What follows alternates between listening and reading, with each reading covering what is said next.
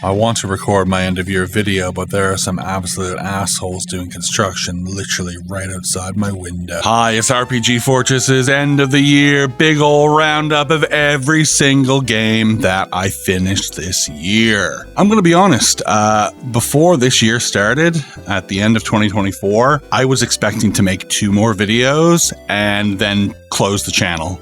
Well, not close the channel, but just stop doing RPG Fortress videos. The plan was to do a Valkyrie profile, replay, and video for that, and then I was going to finally play through all of Shining the Holy Ark, and then do a video on that, and then just goodbye, that's the end of it. But I ended up doing more videos. And those 2 videos I wanted to do, I didn't get around to doing either of them. So I guess we're going into 2026 with the same idea, but this time I'm actually saying it out loud. I might do 2 more videos and then that's the end of the channel. I don't know yet. I've just been very busy. I wrote an entire album full of Super Nintendo inspired music, and I recorded a death metal album, and I recorded a grindcore album, and I'm recording another grindcore album, and I debuted as a virtual idol. So I've been real busy with music stuff, and I've been working on this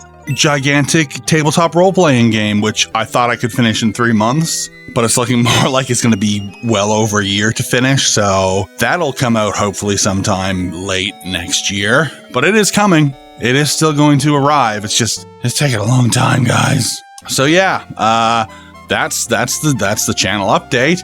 Let's have a look at all of the games that I beat in 2025. Alright, so first off, I've got a couple of games that I finished in late 2024 after I did the 2024 end of year video. So late in 2024, I finished Halls of Torment. Vampire Survivors sure did spawn a load of imitators. Some are not very good, and some are very, very good. My favorite being the grimdark Halls of Torment. This game has a kinda Diablo 1 aesthetic going for it, and that's what initially pulled me in. But damn dude, out of all of the Vampire Survivor style games, this one just feels the tightest. It also has 500 achievements, and I got all of them. Killer stuff. Very, very playable. Awaria. When I saw that the creator of Helltaker released a new game, and like Helltaker it was free, I grabbed it and played it immediately. While being a pretty short title, Awaria had a few really deviously difficult stages. It also had cute ghost girls, so yeah, it's A+ material. Although I would have loved a cameo from Lucifer. Dangeresque, the Rumisode Triangulate. I have been a fan of Homestar Runner for 50 years, and loading up Dangerous, the Rumisode Triangulate, brought back a lot of good memories. Strong bad emails for me were basically pre-meme memes. I still quote the death metal episode all the time. Creeping, rusty meat. But yeah, Dangeresque is a great strong bad themed point-and-click adventure. Wedding Witch. I ended up playing Wedding Witch after upcoming Hades but with sexy bondage vampire nuns Nun Holy was delayed. After Nun Holy was delayed, I got the dev's previous game, Wedding Witch. This is basically a Vampire Survivors-like but with a sexy witch that you have to marry. I came for the smut but stayed for the surprisingly well-implemented bullet heaven skill progression. Okay, that's the end of 2024, on to 2025 now with Final Fantasy VII Remake. I finished this game on the PS4 back when it was new, but I wanted to play through it again in time for Rebirth. I greatly enjoyed it on the first playthrough and was excited to play it again while I waited for Rebirth, but this quote-unquote fast replay took me longer than I was expecting and ended up getting to Rebirth late. In fact, I haven't even actually loaded up Rebirth at the time of this video being recorded. Still, a great game. And this time I also got around to playing Intergrade, so yay yuffie. Dragon Quest. Another year, another playthrough of the original Dragon Quest, but this time I treated myself to a version I haven't actually played previously, the Game Boy Color version. I had just bought a Miu Mini Plus and needed something to play on the go as opposed to doom-scrolling Reddit like a fucking sociopath, and Dragon Quest was just what Dr. Doom prescribed. A great version of the game with very few updates, so it was a, let's say, old-school feeling. Aladdin. Aladdin for the Genesis was a game that I played a lot of back when I was a kid. A solid and great-looking platformer with some catchy tunes.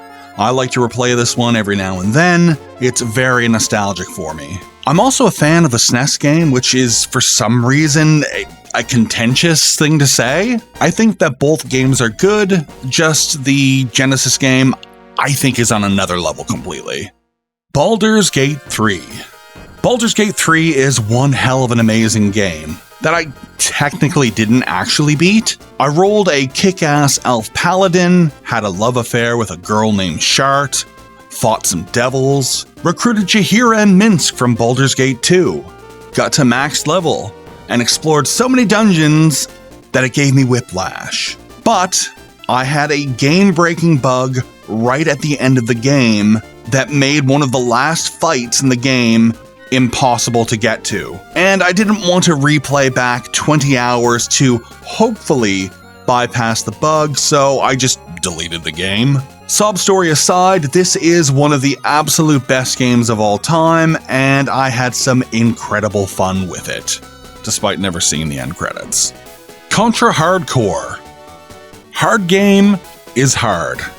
I totally cheated. Suikoden. After something like 97 years, Suikoden 1 and 2 Remastered has finally been released. I was happy to jump into Suiko 1 again, as it is something to truly behold. It's not a technical marvel, and it's not a one-of-a-kind story, but it's a fun and entertaining 25-hour romp. Short RPGs are so rare these days, so getting to experience Suiko again for like the 10th time was a hell of a good time. Suikoden 2. It was my first time getting all 108 stars of Destiny in Suikoden 2, and thanks to the remaster, I was able to finally see the end of Clive's quest. I had played Suiko 2 many times over the years, but was never able to finish the game more than once. And I didn't even get the good ending. One of the best PS1 RPGs out there, collecting all 108 stars was and is a lot of fun. Claire Obscure Expedition 33. Sad French JRPG sure is something I never expected to say out loud. Claire Obscure Expedition 33 is a modern classic of an RPG. There's loads to enjoy in this quote-unquote shorter RPG title, including a well-developed and unique world, an incredible sounding huge soundtrack, amazingly developed characters, and intense turn-based combat. Yes, intense turn-based combat. An absolutely wild adventure, and I can't wait to play it again. Super Mario Bros. 3. Hey, it's Mario 3 for the NES. One of my favorite games as a kid, still a charming and fun adventure. I've beaten it probably a billion times, but this was the first time in a good 15-20 years. I opted to play through all the stages and just ignore the warp whistles. Big Land is still such a great time. Super Mario Bros. 2. This is the first time I have ever finished Mario 2, and it was okay. I would love this game a lot more if it had more than 2 types of stages and more than 2 pieces of music. No, seriously, this game is fucking awesome.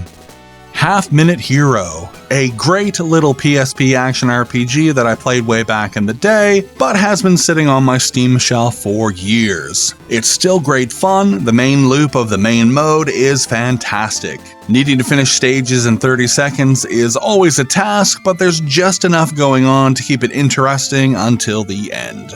Final Fantasy Mystic Quest. I did not like this game.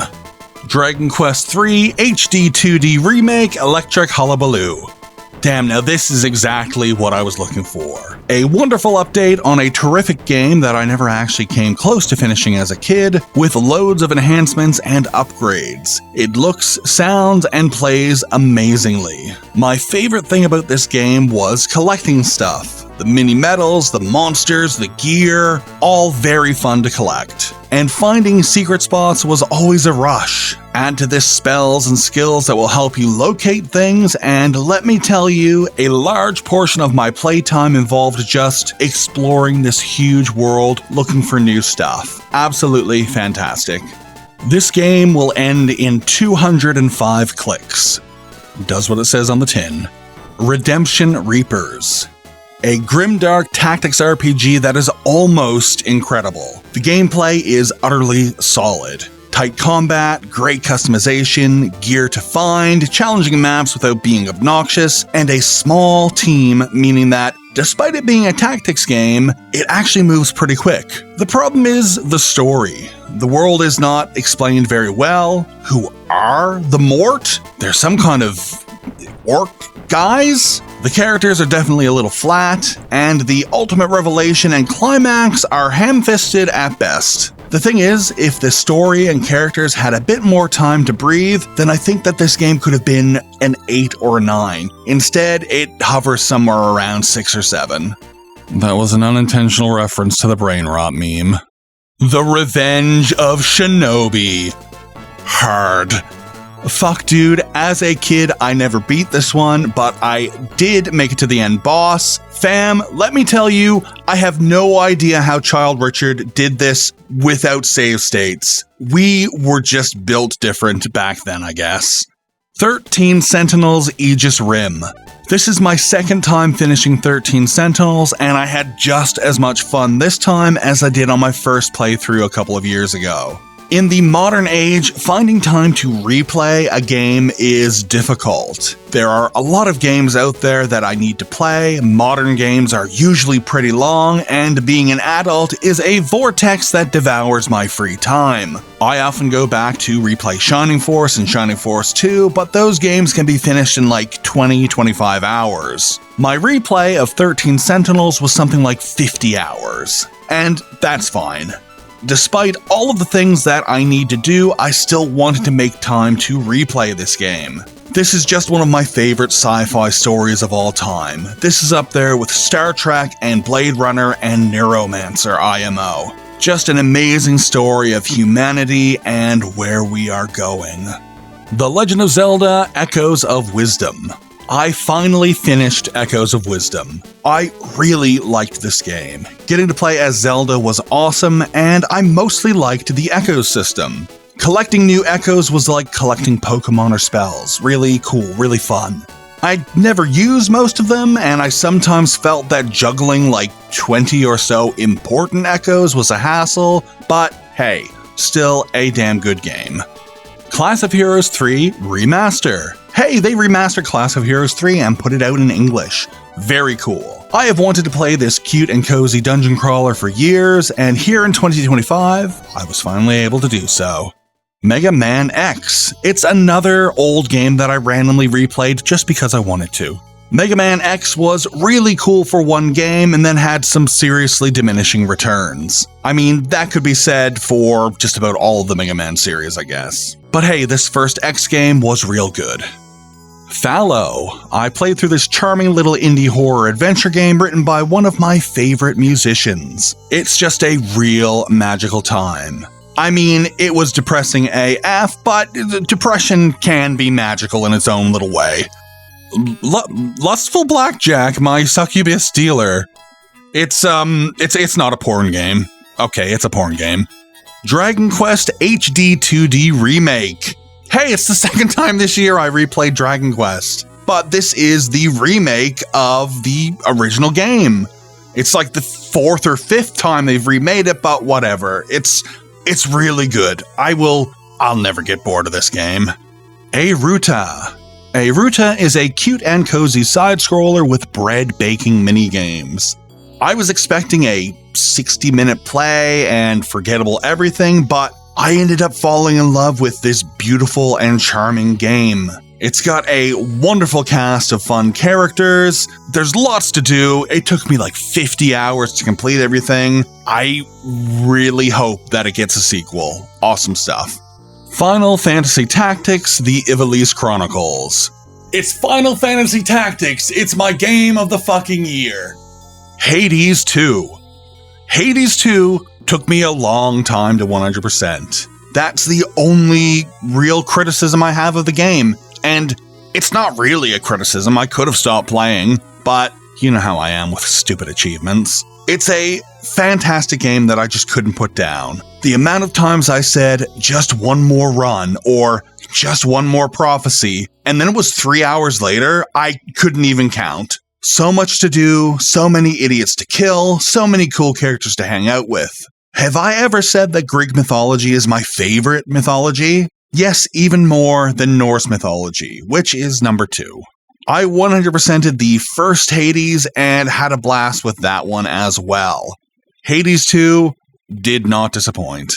And that's it. That's all of the games that I finished in 2025. What a great year for games. Now to get back to the Trails remake, so I can hurriedly play through Trails 2 before the Trails 2 remake comes out next year. I'm calling it now. 2026 is the year of Trails for your boy. Then again, I still need to replay Valkyrie Profile and also finish Shining the Holy Ark, so who even knows. Anyway, thank you for sticking with me for another year. I truly do love you guys. I'll see you sometime in 2026. And don't forget to hug a cat. Goodbye.